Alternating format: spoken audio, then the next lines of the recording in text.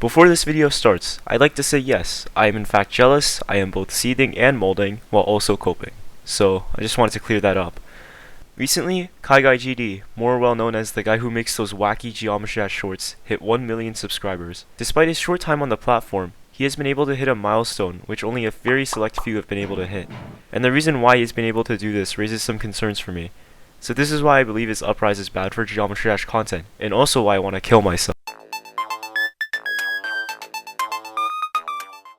If you've been in the community for even like 3 minutes, it's pretty obvious that the introduction of YouTube Shorts, or basically just TikTok but for mentally handicapped individuals, drastically changed the Geometry Dash content landscape. One of the first people to capitalize off of this was KaiGuy. Long story short, his strategy of posting a wave spam layout with a shitty song in the background while also looking like a primate turned out to be extremely effective, and people who started using it exploded in view count and subscriber count. The numbers generated by the shorts were literally unheard of, which led to an oversaturation of this content on YouTube.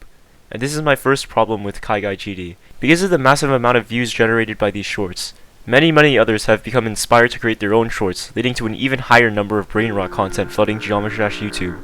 Looking at it from a content creator's perspective, why spend days upon days creating something that you're genuinely proud of, when you can just spend a solid 20 minutes making a Geometry Dash short for 10 times the amount of views? It's pretty discouraging, and it starts to encourage people to create this sort of brain-deficient content instead of meaningful and creative content. While some argue that he's just getting the bag, and if you don't want to watch it, you don't have to, I believe that his content still impacts those who have no intention of watching or interacting with his videos. If he makes money, good for him. But I think that should not come at the cost of creating a flood of Geometry Dash "you've been trolled, click sync, wave spam, I'll blow up into smithereens" content.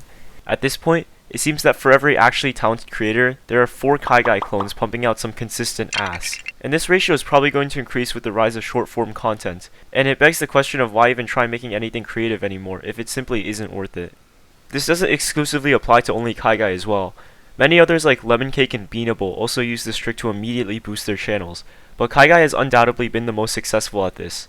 What used to be a milestone that took respected members of the community years to reach only took KaiGuy months, and it seems that many others will begin to follow suit as well.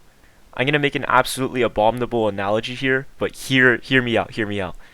Imagine if society consisted of mostly OnlyFans women who make crazy amounts of money fueled by an endless supply of lonely degenerate men, while skilled workers make drastically less while working much harder.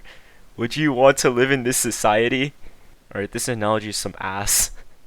On to my next point. KaiGuy has extended his content to both YouTube and TikTok to maximize his potential audience. I honestly wouldn't be surprised if he just branched out to fucking Facebook Live or Instagram Reels at this point. The issue with his extreme success on TikTok and YouTube, however, is that many people only find out or know about Geometry Dash through KaiGuy's content. This leads to many people seeing Geometry Dash as a kid's game or just a joke. And it is, but it completely disregards the true art or achievements this community holds sometimes. And the keyword is sometimes, because this community does kinda suck ass.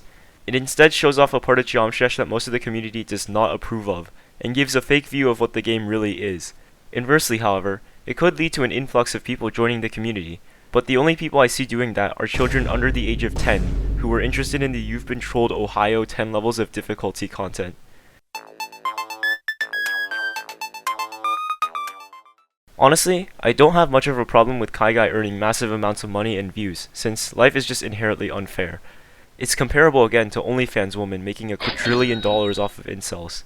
While some may say it's exploitation, I think it's really just understanding and playing the system to your advantage. But when it really begins to harm the community in this state of Geometry Dash content, I can't help but feel somewhat spiteful.